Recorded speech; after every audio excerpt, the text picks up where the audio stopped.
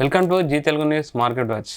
మనతో మాట్లాడడానికి PS Chandrasekhar garu, AMFI certified mutual fund distributor ఉన్నారు. Hi sir. హాయ్ అండి. సార్, ఇప్పుడు ప్రతి ఉద్యోగి ఒకటే ఆలోచిస్తాడు, నేను డబ్బులు సంపాదించాలి, ఫైనాన్షియల్ ఫ్రీడమ్ రీచ్ అవ్వాలి. అసలు ఫైనాన్షియల్ ఫ్రీడమ్ అంటే ఏంటి సార్? ఇది రీచ్ అవ్వాలి, కంపల్సరీ ఫైనాన్షియల్ ఫ్రీడమ్ అనేది ఉండాలా? దానికి మార్గాలు అంటే చాలా ఉన్నాయి, ఇన్వెస్ట్మెంట్ మార్గాలు. మీరేం సజెస్ట్ చేస్తారు సార్? ఇప్పుడు రవి గారు, ఇప్పుడు ఫైనాన్షియల్ ఫ్రీడమ్ అంటే అసలు ఏంటని అర్థం చేసుకుందాం సార్. ఫైనాన్షియల్ ఇండిపెండెన్స్ అంటే ప్రతి ఒక్కరికి ఒక డబ్బులు అనేది కార్పస్ అనేది క్రియేట్ చేసుకోవాలి. ఎందుకంటే ఫ్యామిలీని వాళ్ళ లివింగ్కి, స్టాండర్డ్ ఆఫ్ లివింగ్కి కానీ, లేకపోతే ఫ్యూచర్ పిల్లలకి కానీ, ఇది కానీ, రైట్.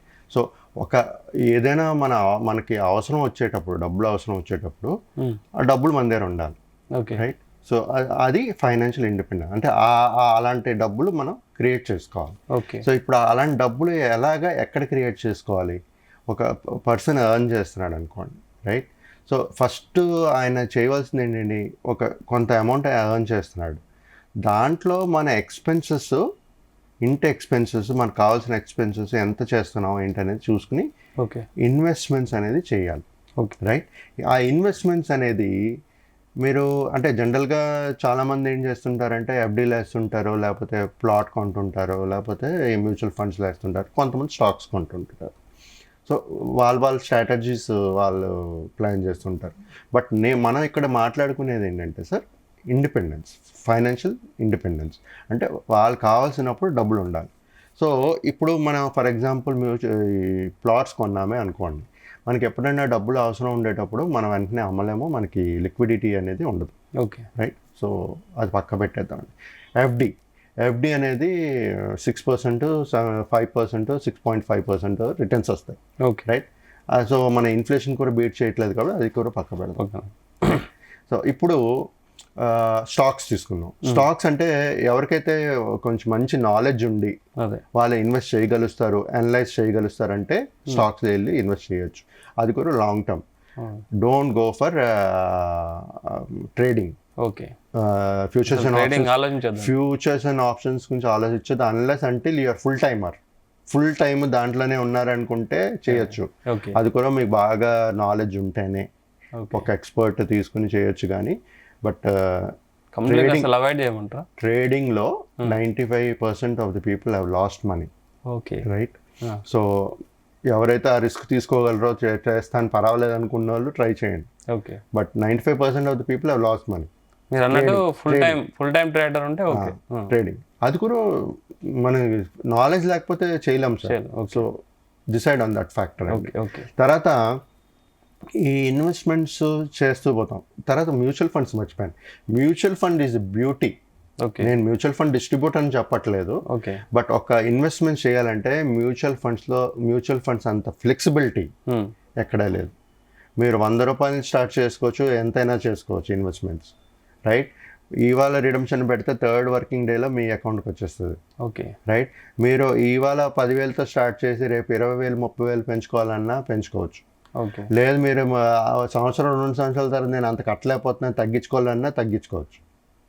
మనం ఒకవేళ నేను కట్టలేకపోతున్నాను తర్వాత ఆపుకోవచ్చు. ఇంత ఫ్లెక్సిబిలిటీ ఉంటుంది సార్. సో ఎవరైనా లాంగ్ టర్మ్ ఇన్వెస్టర్ అయితే మ్యూచువల్ ఫండ్స్లో ఇన్వెస్ట్ చేయడం మొదలెట్టండి. ఓకే. సో దీంట్లో ఏంటంటే ఒక ఇన్వెస్ట్మెంట్ చేసేటప్పుడు ఒక గోల్ సెట్ చేసుకోండి. Goals like retirement what ever it is, ఆ గోల్ అనేది సెట్ చేసుకుని ఇన్వెస్ట్మెంట్ చేస్తూ వెళ్ళండి. దీంతో పాటు ఒక ఎమర్జెన్సీ ఫండ్ అనేది క్రియేట్ చేసుకోవాలి. దాంట్లో ఏంటంటే 6 months నుంచి లేకపోతే 1 year వరకు ఒక ఎమర్జెన్సీ ఫండ్, అంటే ఒకవేళ వాళ్ళకి జాబ్ రాకపోతే ఓకే, అలాంటి ఫండ్ వాళ్ళు ఏదైతే మంత్లీ ఎక్స్పెన్సెస్ ఉన్నాయో ఆ 6 months, 1 year fund create చేసుకోమనండి.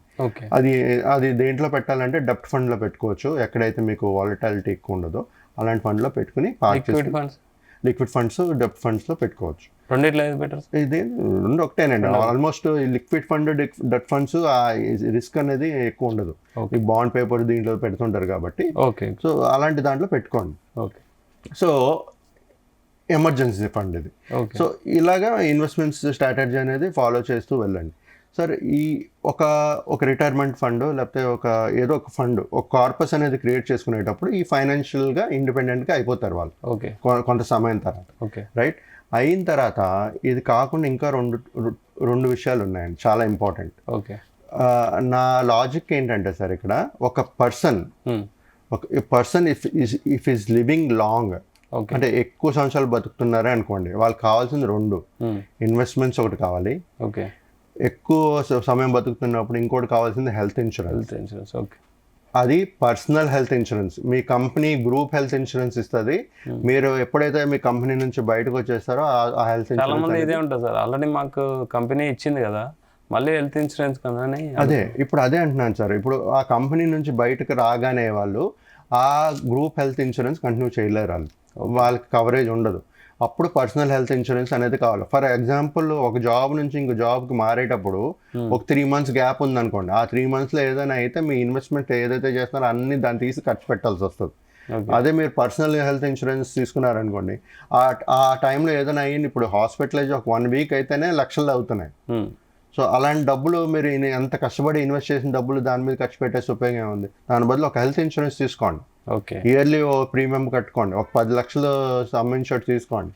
Depending on person to person ఎంత సమ్ ఇన్షూర్డ్ కావాలి ఏంటి అనేది పర్సన్ టు పర్సన్ ఉంటుంది. ఎంత తీసుకోమంటారు? నేను చెప్పేది 10 లక్షలు తీసుకోమంటాను జాయినింగ్. అని ఇప్పుడు ఏంటంటే సార్ కొన్ని ఉన్నాయి, అదే సమ్ ఇన్షూర్డ్ మీరు క్లెయిమ్ లేకపోతే నెక్స్ట్ 5 years పెరుగుతూ ఉంటాయి, ఒక 50, 60, 70 లక్షలకు పెరుగుతుంటాయి. సో అలాంటిది ఏదైనా తీసుకుని ఒకటి తీసుకోండి.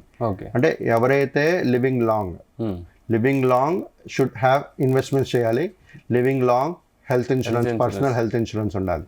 ఇది కాకుండా ఒకవేళ లివింగ్ షార్ట్ అంటే ఇవాళ ఇన్వెస్ట్మెంట్స్ చేస్తూ పోయారు, రైట్, రేపో ఎల్లుండో ఆయనకి ఏదైనా అయిపోయింది చనిపోయారు అనుకోండి, వాళ్ళ ఫ్యామిలీ ఎలా ప్రొటెక్ట్ అవుతుంది?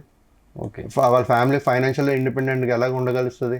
దానికి తీసుకోవాల్సింది టర్మ్ ఇన్సూరెన్స్. టర్మ్ ఇన్సూరెన్స్ కూడా తీసుకోండి.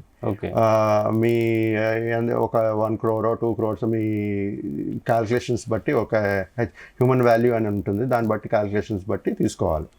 సో ఈ 3 ఉండేటప్పుడు సార్ ప్రతి ఒక్కరూ ఈ ఫైనాన్షియల్ ఫ్రీడమ్ అనేది పొందగలుగుతారు. అది మీరు ఇన్వెస్ట్మెంట్స్ ఒక్కటే ఉందనుకోండి, ఇలాంటి హెల్త్ ఇష్యూస్ వచ్చినా లేకపోతే ఒకవేళ మీరు లేకపోయినా మీ ఇప్పుడు ఒకవేళ మీరు లేదు చనిపోయారు అనుకోండి, మీరు ఇన్వెస్ట్ చేస్తుంది ఒక 2-3 సంవత్సరాలు అయింది, అప్పుడు ఏం కార్పస్ క్రియేట్ అవుతుంది? మీ ఫ్యామిలీ ఇండిపెండెంట్గా ఫైనాన్షియల్గా ఇండిపెండెంట్గా ఎలా ఉండగలుగుతుంది? ఉండలేదు. సో ఈ 3 తీసుకుంటే మన ఫ్యామిలీని ప్రొటెక్ట్ చేసుకున్నట్టుగా. ఒకవేళ మీరు ఉండకపోయినా ఈ రోజు ఎలాగైతే బతుకుతున్నారో అలా బతకగలుగుతారు మీరు.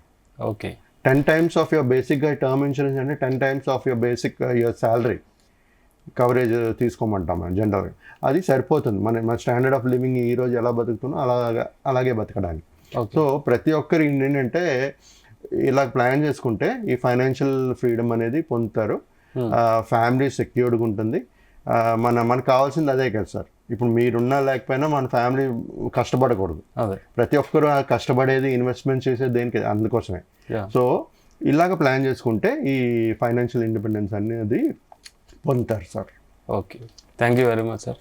ఇది సార్ చంద్రశేఖర్ గారు చెప్పేది ఏంటంటే 3 ఇంపార్టెంట్ పాయింట్స్ చెప్పాడు. ఆ 3 ఇంపార్టెంట్ పాయింట్స్ ఫాలో అయితే ఖచ్చితంగా మీరు ఫైనాన్షియల్ ఫ్రీడమ్ రీచ్ అయినట్టు అని సలహా ఇస్తున్నాడు. Keep watching Zee Telugu news.